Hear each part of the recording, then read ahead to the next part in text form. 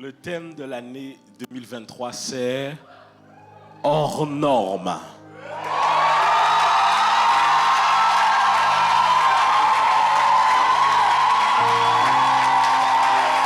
Je dis c'est hors norme.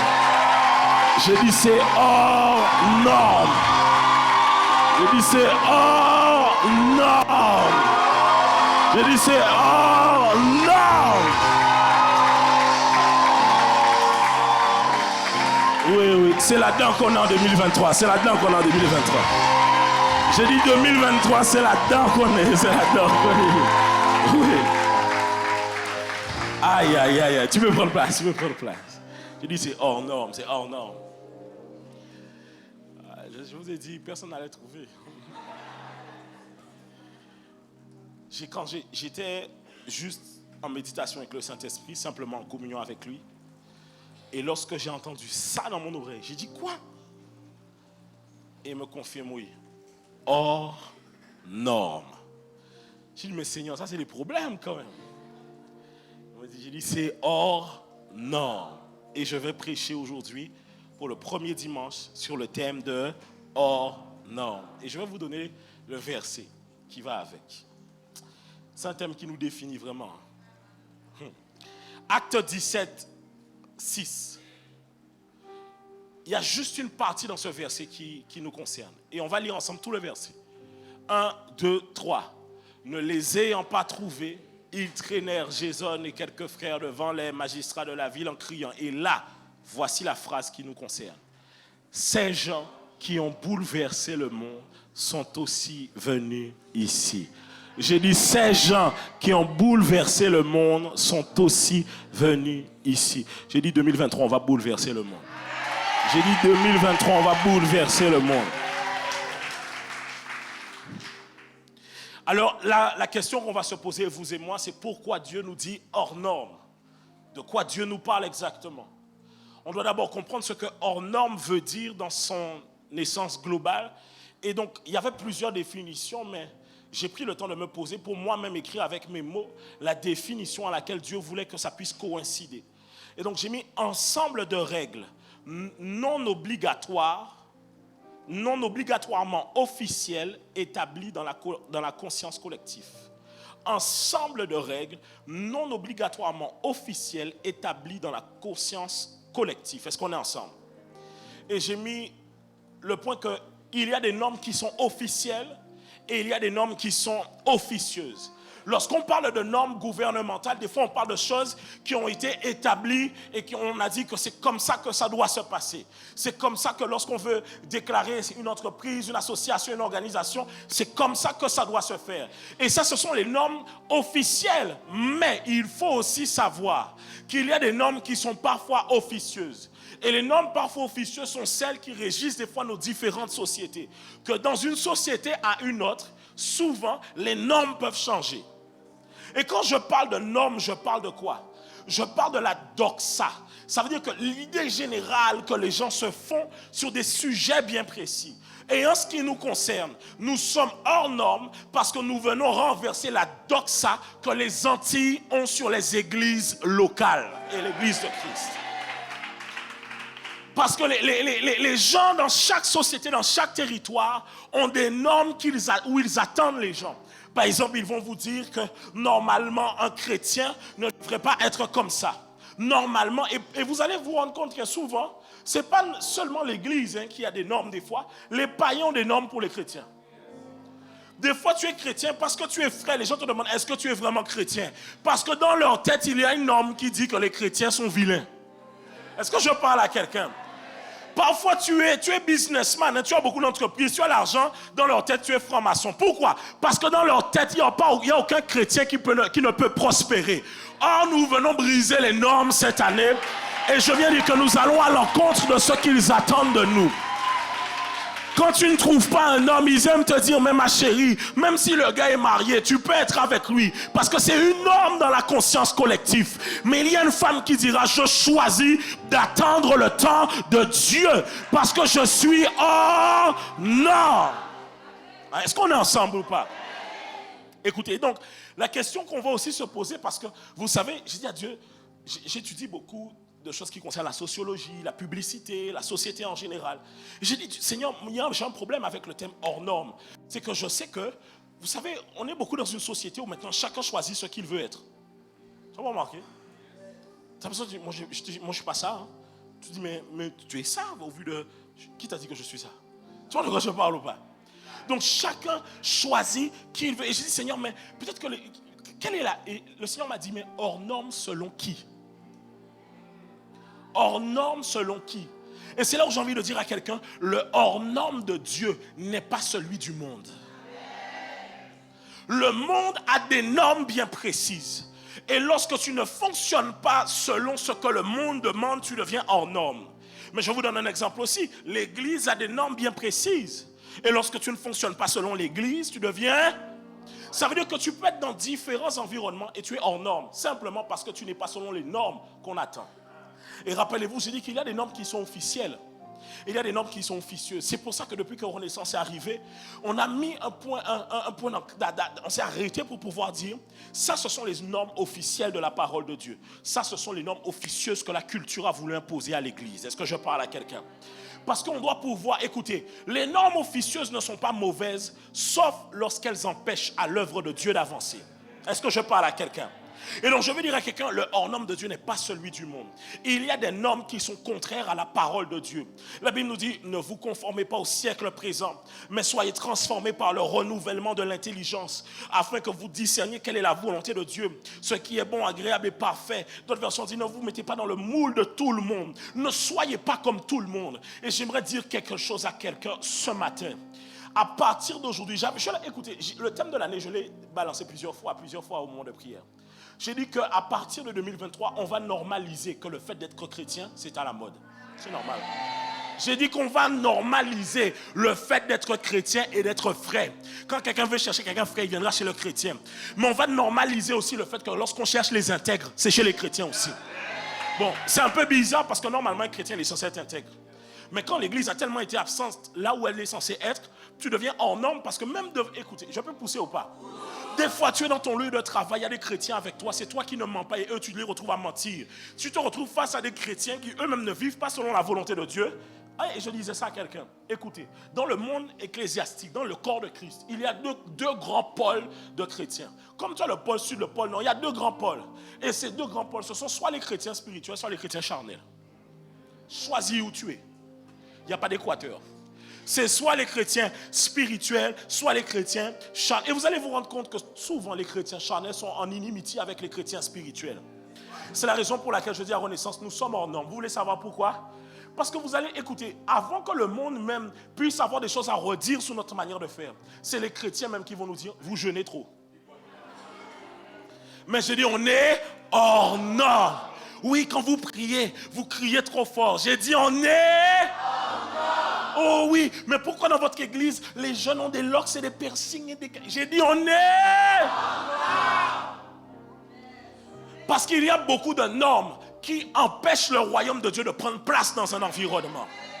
C'est la raison pour laquelle Dieu m'a dit ceci. Il m'a dit, écoute Anthony, je ne veux pas que vous, Renaissance, vous puissiez renoncer à ce qui fait votre force, votre spécificité, ce qui est votre différence. Il m'a dit, je ne veux pas que vous puissiez abandonner cette différence qui est la vôtre. Vous êtes une église qui priait, alors priez. Vous êtes une église qui chassait les démons, alors chassez les démons. Vous êtes une église qui guérissait les malades, alors guérissez les malades. Vous êtes une église avec une atmosphère prophétique, alors relâchez le prophétique dans cette nation. Vous êtes des jeunes et des moins jeunes embrasés, alors continuez à être embrasés par la grâce de Dieu. Parce que la norme que les hommes ont installée n'est peut-être pas ma volonté. Il y a des normes qui sont contraires à la parole de Dieu. C'est la raison pour laquelle aujourd'hui, tu as beaucoup de gens. Je vous assure, tu jeûnes, c'est des chrétiens qui te disent, il ne faut pas trop jeûner. On ne va pas comprendre. On parle de quoi là? Tu pries. Oh, il n'y a pas que... Écoutez-moi, je vais vous dire une chose. Église, on a raté quelque part. On a toujours été derrière les côtes de nos enfants. Il faut aller à l'école, il faut aller au sport, mais pour aller à l'église, on n'est pas trop derrière eux. On leur dit souvent, quand tu seras grand, tu feras ton choix. Mais laisse-le faire le choix pour l'école aussi. Laisse-le faire le choix pour le sport aussi. Pourquoi tous les autres, tu ne le laisses pas faire le choix, mais le Dieu, tu le laisses? Non, non, non, non. Enseigne l'enfant dès son jeune âge, et quand il sera grand, il ne s'en détournera qu'au travers de nous. Dieu voit une génération d'enfants qui sont consacrés, d'enfants qui se tiennent pour les générations à venir. Parce que les générations à venir ont besoin de prophètes et de prophétesses qui parleront de la part de Dieu. Oui, nos enfants prophétiseront. Parce qu'il dit après cela, vos fils et vos filles prophétiseront. Vos jeunes gens auront des visions et vos vieillards auront des songes. On est en norme parce que l'Église maintenant est venue même à se ranger du côté des païens pour douter à savoir est-ce que les miracles, vraiment c'est vrai. Et j'ai dit, écoutez, on ne va peut-être pas communiquer sur tout ce que l'on fait, mais on fera beaucoup plus de miracles. On fera beaucoup plus de guérison, beaucoup plus de salut cette année, beaucoup plus d'âmes gagnées pour l'évangile cette année. En fait, je suis venu dire à quelqu'un que si tu avais décidé d'échouer en 2023, je refuse. Si tu avais décidé d'abandonner en 2023, je refuse. Si tu avais décidé de baisser les bras en 2023, je refuse. Toi et moi, on ira jusqu'au bout. Dis à ton voisin, toi et moi, on ira jusqu'au bout. 2023, on est là. 2023, on est là. Je refuse, parce que toi et moi on est frères et sœurs. Alors je refuse que tu abandonnes. Reste tel que tu es. Continue à prêcher l'évangile. Le message qui ne change pas, c'est Jésus-Christ de Nazareth. Le message qui ne change pas, c'est la bonne nouvelle de l'évangile. Alors je continuerai à prêcher Jésus. Je parlerai de Jésus. Je chanterai Jésus. Je pousserai des cris de joie pour Jésus. Ce monde ne m'attend pas là. Et en fait, celui qui est, my God, je rajoute, celui qui est hors norme est là où on ne l'attend pas. Je dis celui, écoutez, il nous cherche sur les réseaux, on n'est pas là. Il nous cherche là, on n'est pas là. On n'est pas là. Parce que les fils de Dieu sont conduits par l'Esprit de Dieu. Et l'Esprit de Dieu est comme le vent. On ne sait d'où il vient et on ne sait où il va. Écoute, celui qui est hors norme, on ne peut pas prédire là où il va. Et donc on ne peut pas l'attraper dans la vie. Parce que les gens disent, on t'attend au tournant. J'irai tout droit, j'irai tout droit. J'irai tout droit, j'irai tout droit. J'ai pas prévu de tourner. Je dis, j'ai pas prévu de tourner. Ah. Et donc j'ai envie de parler à quelqu'un. Écoute, je peux parler aux hors normes qui sont ici. En fait, je suis en train de parler à ceux qui se sentent inconfortables. Tu es chrétien, mais tu sens que c'est comme si je suis chrétien, mais c'est comme si on ne veut pas accepter ma foi. On ne veut pas accepter qui je suis. C'est comme si, et puis tu es chrétien, j'aime bien les couleurs, mais on ne veut pas accepter. Tu vas faire tes couleurs. Faire was, faire, pas de problème. Mais je suis chrétien, hein? J'ai envie d'avoir, mais on ne veut pas. J'ai dit non, écoute-moi bien. Je suis venu parler à quelqu'un qui pendant longtemps. Arrête, tu sais, hein? Il y a des gens. Quand ils viennent ici à la prière, ils ont tellement été brimés tout le temps qu'ils ont envie de prier, mais ils ne savent pas ce que c'est. J'ai dit, cette année, le Seigneur est venu pour toi, spécialement pour toi. Il est venu pour ceux qui sont oubliés, ceux qui sont mis de côté, ceux qui sont abandonnés et ceux qui ne rentrent pas dans le moule. En fait, écoutez, j'ai compris. Les gens, écoutez, vous savez pourquoi? Les gens, quand ils n'arrivent pas à définir des fois certaines choses. C'est une église ou c'est pas une église? Je sais. Il y a des lumières. Il y a Et puis le pire, c'est que tu sais pourquoi on n'arrive pas à nous définir? Parce qu'en fait, normalement, dans les endroits où les gens sont des chrétiens qui sont un peu décontractés, genre nos prises de tête, ce ne sont pas des chrétiens consacrés. Donc les gens arrivent et se disent, on arrive dans une église peut-être de gens pas consacrés. Et ils voient jeûne et prière, dévotion. Oh Seigneur. Mais ils disent, mais ça c'est pas les églises des gens qui mettent les longs habits là. Non, tu ne pourras jamais mettre dans une case ceux qui sont conduits par l'Esprit de Dieu. J'aimerais dire, et je vais parler à un hors norme. Écoute, le monde n'aime pas ce qui n'est pas dans ses normes. Alors 2023, ne cherche pas à être aimé des gens. C'est fini. Non, Jésus m'aime déjà. Mes frères, mes soeurs, mes fils dans la foi, m'aiment déjà. C'est déjà suffisant. Je dis, Jésus m'aime déjà. Parfois, beaucoup de chrétiens sont malheureux parce qu'ils ont trop envie d'être acceptés par les gens qui ne sont pas chrétiens. Et vous allez vous rendre compte que souvent, vous avez toujours des chrétiens qui ont envie de montrer aux gens qui ne sont pas chrétiens que regardez, moi je ne suis pas un chrétien comme les autres. Mon ami, tu es comme nous, tu as Jésus en toi, comme nous. Tu es comme nous, comme nous. Les diables cachés chez nous, cachés chez vous aussi. Nous ensemble, nous ensemble. Nous sommes le corps de Christ. Donc même quand tu habites en Grande-Terre, moi en Basse-Terre, spirituellement, on est ensemble, mon ami. On est ensemble. Et donc, écoutez-moi, la Bible dit ceci, Jean 15, 19. Si vous étiez du monde, le monde aimerait ce qui est à lui. Mais parce que vous n'êtes pas du monde et que je vous ai choisi, my God, du milieu du monde, à cause de cela, le monde vous hait. Écoutez, le monde ne vous haït pas simplement parce que vous êtes de Jésus. Il vous haït parce que vous êtes de Jésus, mais au milieu d'eux. Ils aimeraient que les chrétiens restent de leur côté. Mais on a décidé de leur dire, on est la lumière du monde et le sel de la terre. Ça veut dire que je serai là où vous ne voulez pas que je sois, au milieu de vous. J'ai dit au milieu de vous. Oui, écoute, pourquoi? Parce que les gens ont déjà dans leur esprit, quand ils ne t'aiment pas, ils préfèrent... Écoutez, je vais dire ça à quelqu'un. Quand les gens ne savent pas où vous mettre, ils préfèrent vous voir disparaître. Je dis, quand les gens ne savent pas où vous mettre, ils préfèrent vous voir disparaître. Quand les gens ne peuvent pas vous définir, ils préfèrent vous détruire. Je dis que quand les gens ne savent pas où vous mettre, ils préfèrent vous faire disparaître. Parce qu'ils sont en insécurité. Et vous savez souvent, vous savez qu'est-ce qui les met en insécurité en plus de ça? C'est qu'ils ne savent pas si vous êtes en dessous d'eux, au-dessus d'eux, à côté, ou ça, comment. Ils n'arrivent pas à vous définir. Mais en réalité, écoutez, chrétiens, nous ne faisons pas la course avec nos voisins. Nous faisons la course avec nous-mêmes. C'est la course que je suis en fait, la Bible dit que ta volonté soit faite sur la terre comme au ciel. Ça veut dire qu'il y a une course que j'ai déjà accomplie qui est marquée au ciel. Ma question, c'est de savoir est-ce que je suis dans le timing que mon moi céleste est en train d'accomplir. Est-ce que je parle à quelqu'un? En fait, c'est mon moi céleste qui cherche à télécharger sur la terre ce que je dois être. Donc, je ne suis pas en course avec toi. Je suis en course avec le moi qui est dans le ciel. Je suis en train de lui dire, envoie les informations. Qu'est-ce que pour 2023 on doit faire? Parce qu'il dit que tu es assis, ta vie est cachée en... Et Christ est assis à la droite du... Alors donne-moi du ciel ce que je dois être. Je dis, donne-moi du ciel ce que je... La Bible même le dit. Parce que la Bible dit, parce qu'il y a la gloire des corps célestes et des corps terrestres. Ça veut dire qu'il y a un toi céleste qui a reçu des informations, qui doit le télécharger pour toi terrestre. Le monde ne nous aime pas. Et je pense que l'Église, on doit pouvoir l'accepter. L'Église s'est fourvoyée parce qu'elle a pensé que Jésus nous a envoyés pour que les gens nous aiment. Non.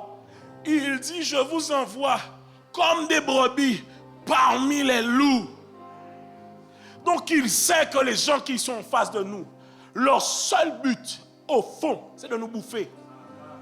Je te le dis, si quelqu'un n'a pas en lui Jésus-Christ, tôt ou tard, si tu lui donnes trop accès à toi, parce que la Bible dit ne donne pas tes perles au pourceau, afin qu'ils ne les jettent aux pieds, les foulent aux pieds et se retournent contre toi.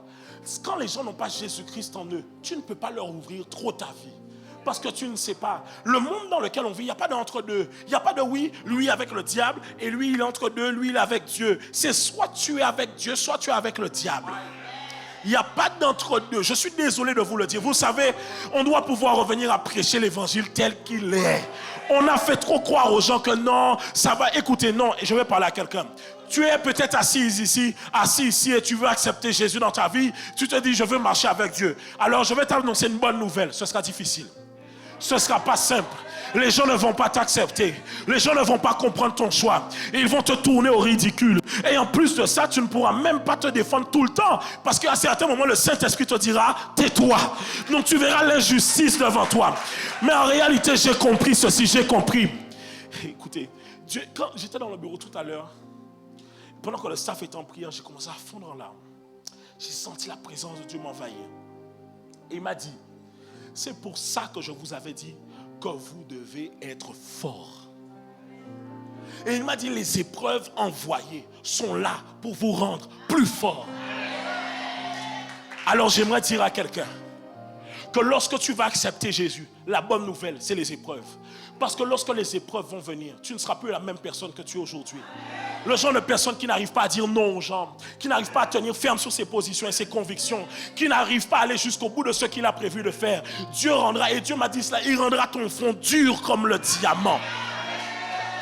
Et il dit à Jérémie, ne tremble pas devant eux, afin que moi-même je ne te fasse pas trembler. Alors je ne tremblerai pas. Il dit, quand vous serez dans les tribunaux devant les magistrats, n'ayez pas crainte. Je mettrai des paroles dans votre bouche pour pouvoir parler de ma part. Peu importe là où cette vie m'amènera, c'est une occasion pour pouvoir prêcher l'évangile. Peu importe où les épreuves m'amènent, c'est une occasion pour prêcher l'évangile. Il y a quelqu'un qui est en train de me dire, pasteur, cette année a été difficile, je n'avais pas l'argent. Pasteur, je n'avais pas l'argent. Mais j'ai envie de te dire, tu devais prêcher pour ceux qui n'ont pas l'argent.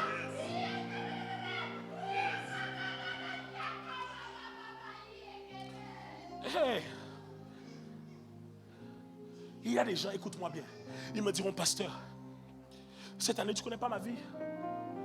Tous les jours j'étais à la CAF, tu as raté le but. En fait, des fois, Dieu permet que tu retournes à la CAF parce qu'il y a quelqu'un que tu dois évangéliser là-bas. Tu as raté le but. Des fois, tu arrives dans des endroits, tu viens là pour faire tes courses et puis tu rencontres quelqu'un, tu lui parles de Jésus. Dieu te dit, en fait, ta mission, c'était ça, c'était pas de faire les courses. En fait, qu'est-ce que je veux dire à quelqu'un?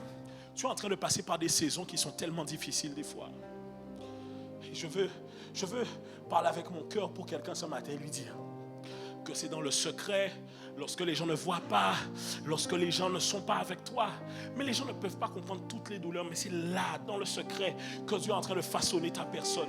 Lorsque les larmes coulent et que les gens ne le voient pas, non. Je dis, lorsque ton cœur même est tellement meurtri que les larmes n'arrivent pas à couler, c'est là que Dieu est en train de te façonner. Lorsque les gens ne voient pas tes souffrances et ils pensent toujours que tout va bien, c'est là que Dieu est en train de te façonner. Lorsque les gens pensent que tu es debout, alors que tu sais qu'intérieurement tu es au plus bas, c'est là que Dieu est en train de te façonner. Je suis en train de dire à quelqu'un, lorsque tu es seul, n'aie pas trop mal au cœur, mais réjouis-toi. Parce que la nuit ne dure pas toujours. Et à un moment, le jour se lève. À un moment, le jour se lève. J'ai dit, à un moment, le jour se lève. Et les larmes de tristesse se transforment en larmes de joie. Parce que le hors-norme se retrouve tout le temps tout seul. Le Seigneur m'a dit, regarde la vie de Joseph. Écoutez, les hors-normes ont quelque chose sur eux. Vous savez qu'est-ce qu'ils ont? Vous savez qu'est-ce qu'ils ont? Vous voulez que je vous dise? Ils ont l'esprit de rejet qui les accompagne. Tout le temps, les gens les rejettent. Tout le temps, les gens ne sont pas avec eux. Tout le temps, les gens les mettent dans un coin. Parce que, mais en fait, des fois, l'esprit de rejet sert Dieu. Parce que c'est lorsque tu es seul que Dieu peut te rencontrer. Abraham, il faut aller sur la montagne pour pouvoir sacrifier Isaac seul à seul. Joseph, il faut que tu descendes dans la citerne. David, il faut que tu sois seul avec l'ours et le lion. Il faut que tu sois seul, là où les gens ne voient pas. Et c'est là où Dieu te façonne. Et au final, j'aimerais parler à un homme et lui dire que les plus grands combats ne sont pas les combats que les gens voient, mais ce sont les combats que les gens ne voient pas. Et ce sont les combats que les gens ne voient pas que tu remportes, qui te permettent de remporter les combats que les gens voient. En fait, des fois, tu te réveilles la journée, des combats viennent à toi et tu es en train de leur dire, vous ne savez pas la nuit que j'ai passée. Et si cette nuit-là ne m'a pas bouffé, vous n'allez pas me bouffer ici. Vous ne savez pas comment j'ai pleuré cette nuit. Et si cette nuit-là ne m'a pas avalé, si je me suis réveillé vivant, si la mort n'est pas venue m'emporter, ce n'est pas vous qui allez me mettre à terre. Les combats que les gens ne voient pas te qualifient pour ce que les gens voient. Je peux pousser ou pas? Écoutez, celui qui est hors norme remet en question le pourquoi. Oui. Oui. Parce que un pasteur qui s'habille en t-shirt, jean, basket ici aux Antilles, il ne pose pas la question, mais son changement est en train de dire pourquoi vous ne vous êtes jamais habillé comme ça? Non, ou bien pourquoi on doit forcément s'habiller en costard cravate? Les gens, écoutez, les gens ont tellement des normes que quand ils ne voient pas les repères qu'ils ont l'habitude d'avoir, ils pensent que vous n'êtes pas avec Dieu. C'est comme ça que des fois, vous avez des gens, ils vont évangéliser directement les gens qui ont les locks, en pensant que ceux qui ont les locks n'ont pas Jésus dans leur vie. Qui t'a dit ça? Peut-être qu'il a déjà accepté Jésus, mais peut-être même qu'il est pasteur. Peut-être que c'est lui à la fin qui t'évangélise parce que ta doctrine est bancale. Tu vois ce que je veux dire? Donc, celui qui est en norme est en train de poser la question, le pourquoi. On lui dit, oui, mais un jeune ne se marie pas à 20 ans, 22, 23 ans, 24 ans. Un jeune doit attendre 30 ans, 35 ans. Il dit pourquoi? Pourquoi? D'où est-ce qu'on a décidé? Non, des fois, tu sais, il faut te poser la question. À quel moment a-t-on décidé que c'est comme ça? À quel moment on s'est assis et on a dit que c'est comme ça? À quel moment? À quel moment on a dit que forcément nos jeunes doivent partir en métropole? À quel moment? D'ailleurs, qui a décidé ça? Qui a pensé à ça? Vous avez déjà fait des recherches? Bon, je ferme la parenthèse. Je ferme la parenthèse. Et dans tout le discours de toutes les familles, c'est petite à maman, travaille, hein? Après ça, ou qu'il aille en France. Pour faire quoi? La France, c'est la vie. Après, ils se retrouvent en France à ne rien faire des fois. Ils pourraient, des choses qu'ils peuvent faire aux Antilles, mais ils ne peuvent pas manger en fruits à pain en bas là. Et tout le monde, tu fais quoi? Ils ne savent même pas qu'est-ce qu'ils sont en train de faire là-bas. Pourquoi? On leur a toujours dit que quand tu as fini les études, tu iras en France. Pourquoi? Pourquoi? Pour qui? Attends, moi je ne comprends pas. Qui a dit qu'une église qui a 3 ans et qui a 250 membres, c'est beaucoup? Je ne comprends pas. Quelles sont vos normes? En fait, notre problème des fois, hein, écoute, notre problème, c'est pas qu'on est hors norme, hein, c'est que nos normes sont trop hautes pour certains.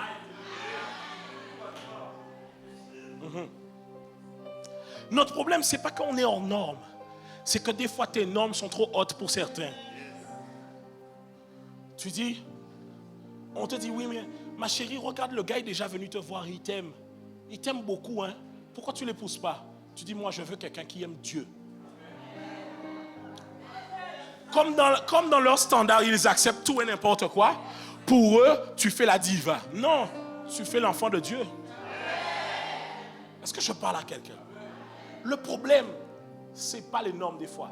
C'est le niveau de standard de nos normes. Je peux avancer? Ok. Être hors norme est signe de distinction et non de honte. J'aimerais dire à quelqu'un, n'aie pas honte. N'aie pas honte. Ta différence fait ta force.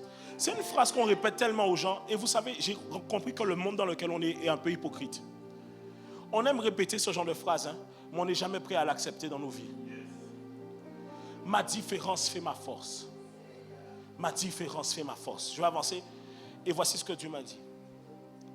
Je vous l'ai déjà dit, nous devons marcher selon la spécificité que Dieu nous a donnée. Et suivez-moi bien. Tant que nous ne faisons pas selon ce que Dieu a déposé en nous et selon les particularités qu'il a prévues, même en répondant à l'appel, nous passons à côté de l'appel. Je vais reprendre. Tant que nous ne faisons pas ce que Dieu a déposé en nous, selon les particularités qu'il a prévues, même en répondant à l'appel, nous passons à côté de l'appel.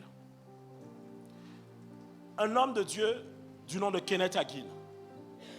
Pendant 9 ans, il est pasteur, il sera pasteur dans une église. Et donc il fait son ministère. Il sert le Seigneur. Il voit des baptêmes du Saint-Esprit, les vies des gens changées. Il travaille avec Dieu pendant 9 ans. Après 9 ans, Dieu lui parle et plusieurs personnes confirment qu'il est en réalité appelé au ministère prophétique. Non pas qu'il ne peut pas être en charge d'une église, mais il doit rentrer dans la spécificité du ministère qu'il a. Et donc Dieu lui dit, voilà, tu dois rentrer dans ce ministère de prophète. Le gars a été 9 ans pasteur, 9 ans. Et au moment où il rentre maintenant dans le ministère prophétique, il entend le Saint-Esprit lui dire, maintenant tu commences le ministère. Après 9 ans de ministère pastoral, le Saint-Esprit lui dit, maintenant tu commences le ministère. Certains d'entre vous, vous n'êtes pas en train de faire des points qui gagnent dans le royaume des cieux parce que vous êtes à côté de là où Dieu veut que vous soyez. Parce que tu n'es pas en train de faire ce que Dieu attend réellement de toi. Écoutez, les appelés peuvent faire beaucoup de choses dans la vie, mais ils doivent faire ce que Dieu les a appelés à faire. Le problème quand tu es appelé, c'est que tu as tellement de choses en toi que tu peux aller autre part. Mais en réalité, l'appel va te poursuivre. Et j'aimerais dire ça à quelqu'un, où que tu ailles, quoi que tu fasses, l'appel de Dieu te poursuivra nuit et jour. Certains échecs n'est pas l'œuvre du diable, mais c'est Dieu qui te ramène à lui. Je dis, certaines épreuves ne sont pas l'œuvre du diable, mais c'est Dieu qui te dit, moi je t'appelle à me servir. Et donc tu dois servir Dieu dans ta spécificité.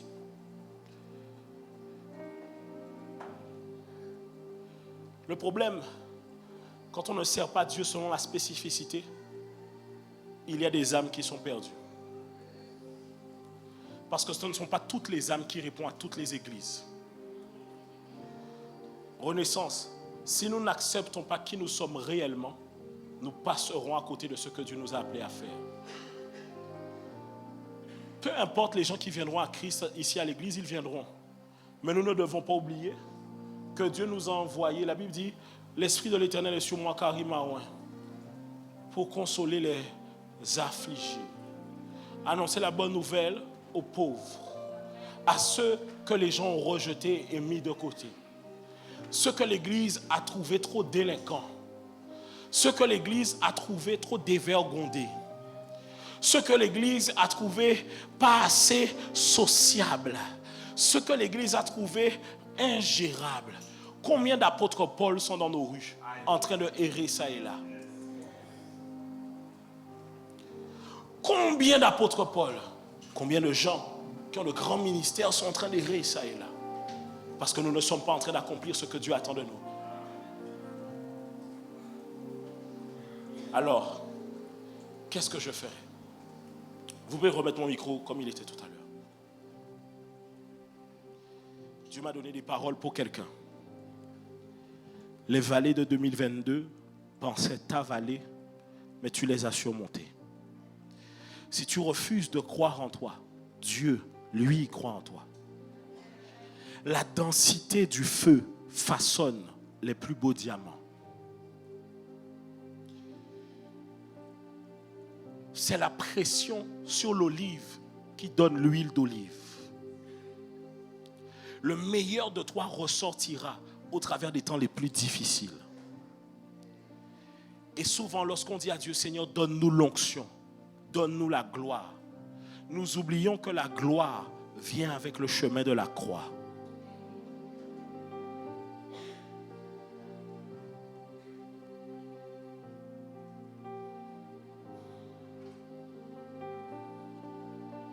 Et donc 2023 n'est pas une année où nous allons nous conformer.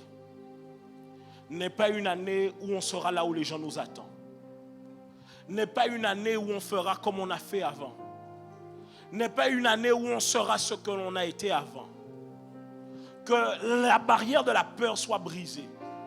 Et que tu puisses réellement rentrer dans le toit qui est là en train de t'attendre depuis longtemps. Le Saint-Esprit est en train d'attendre plusieurs personnes dans leur chambre, là où ils étaient en train de prier pour leur dire, maintenant c'est le vrai toi qui est en train de revenir. Celui qui se cachait et qui ne voulait pas réellement être l'appelé que j'ai appelé à être. Celui qui voulait déjà un peu passer inaperçu parmi le monde. Le Saint-Esprit est en train de dire à quelqu'un, tu es en train de jouer avec ta vie parce que tu vois que tu réussis autre part, mais tu oublies que moi je t'ai appelé à me servir. Le Saint-Esprit est en train de dire à quelqu'un, 2023, c'est le véritable toi que j'attends. Là où tu as peur des fois, je sais, plusieurs d'entre vous, vous avez peur. Vous doutez et vous vous demandez, est-ce que je suis réellement capable de servir Dieu? Certains, vous êtes en train de vous dire, mais est-ce que je suis réellement appelé? Regarde mes imperfections. Regarde comment je suis moi-même disqualifié. Mais le Seigneur qualifie ce qu'il appelle. Alors ça veut dire que ce que je veux dire à quelqu'un, c'est d'arrêter de vouloir discuter avec lui-même et de se battre avec lui-même. D'arrêter de se battre avec ses propres différences. Là où tu sais que tu es chrétien, mais tu ne veux pas réellement l'être pleinement, parce que tu te dis, est-ce que je vais être accepté comme je suis? 2023, on est en or.